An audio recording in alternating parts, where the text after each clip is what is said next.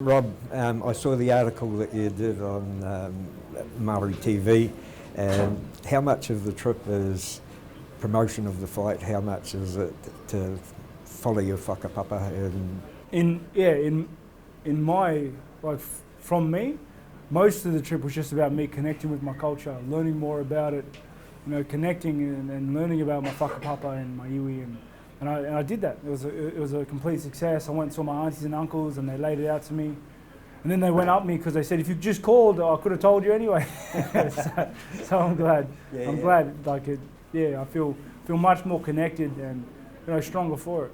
Yeah, Shane Young, another fighter, I don't know if you've seen him, he's been flying the flag high for New Zealand, and he had a little bit of mental health issues and went back to his roots, and he reckoned it helped him. And is that something that you've been looking to do for a long time, or is it something just this year, become an adult? Yeah, definitely. It was always something I wanted to explore, because I've always felt a connection and a very strong connection with my Māori side, because I can feel it. There's something in me, and but it was just the time. It was hard. I was raised in Sydney. I grew up with my dad. He's an Aussie, so he can't really teach me Māori.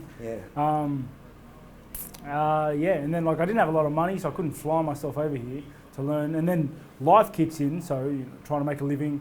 Then got married, had kids, and it was never the right time. So I am blessed and grateful that I was given this chance to be here now and to start exploring it and understanding it a little bit more. How old were you when you went to Australia?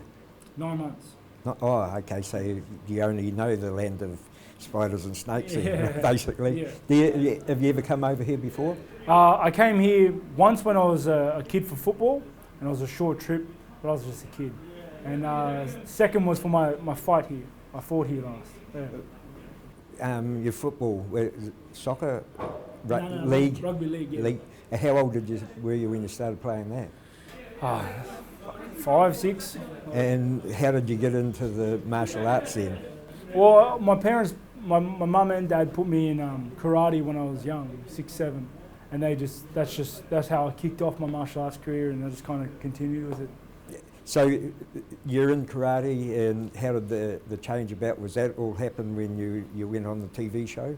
Yeah, I was doing Hapkido, mixed martial arts at the time, jiu-jitsu, and then the show came up. My dad let me know about it, signed me up, went for the auditions, got in, fought my way through, won the fight. Yeah, rest is history. Yeah, rest is history. That was a big changing point. That's when things really started happening for you. It was when my passion became a means of making a living.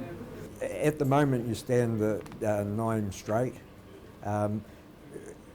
What was the turnaround? Your form before that was good, but then you won the boy, and then all of a sudden you're fighting the best fighters and you're cleaning them all up. Yeah. Was there a changing point after that fight, or was it something that you looked at something in your game? Changed everything about me. I changed how I trained. I changed the people that surrounded me.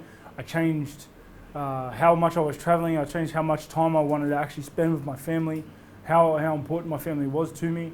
And I changed almost who I was as a person. All about balance. Yeah. You're well known for your quick starts, and you get in there and put the heat on straight from the word go. What was it in the Gastel and Izzy fight that you seen there that you thought Kelvin did well? I thought Kelvin was closing the gap well. He was landing shots, even though he hit Israel a lot of times. And, if someone like Kelvin Gastelum can get in on you, I can get in on you. I promise you that. Do you regret Kelvin doing so well against Izzy, because some of those gaps might be closed now by Israel? It doesn't bother me. I'll make new gaps. Cool. There's a long build-up. You've had that injury. Have you completely recovered from? Yeah, I'm at 100% now. I'm training full time, and I'm really looking forward to this next fight. How did that happen so unexpectedly? Was it just? I don't know. It just did. No explanation for it? No explanation. I'm blessed to have found it when I did, and to have acted on it and got surgery when I did, because otherwise it would have could have died or had lifelong implications. So, yeah, I really am blessed. There was rumours that you got sick in hospital as well. Yeah, I got a throat infection. It was a pain in the ass. All behind you now, though. yeah. So, I'm much better now. How do you start slowly building up now? Is it going to be an effect? No. So obviously I have to slowly build up just because of the fact that I haven't trained. I had such a layoff. But I'm back at full training now. Like everything is swinging at 100%. And honestly, I'm looking good. I feel good. Something that a lot of people don't know about you is your wrestling experience, and you won the Australian Championship. You had an opportunity to go to the Commonwealth Games in 2017. That's not too long ago. Do you regret not being able to take that opportunity to fight for the country? Yeah, it's not something I regret because I made the decision to not go in it because I had to. But it would have been something I would have liked to have done. Like really would have. I like to compete whenever I can, so whether it's jiu-jitsu or wrestling or anything else.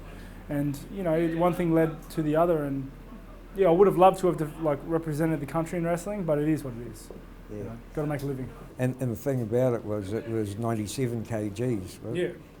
So you've talked about going up. Is that a comfortable weight for you? That's my normal weight. Like that's just how I am when I'm not fighting. I mean, when I'm not close to a fight, I'm about 97. I'm a big guy.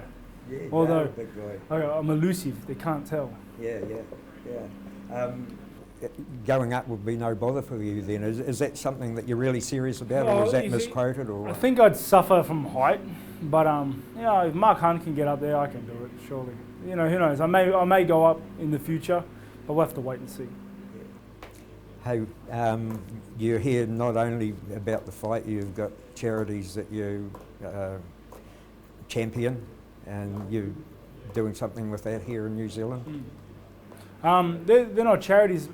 They're educational programs for the indigenous people of the land. So we have a very successful program back home in Sydney for the Aboriginals to do their Cert 3 and 4 through jiu-jitsu. And imagine being at school and then asked if you wanted to do combat sports as a gateway to learning. Jump at the opportunity. So we're hoping to move that program here in NZ for the Māori at first, and then hopefully open it up to everyone. Mate, it's good to see you're a humanitarian as well as a fighter.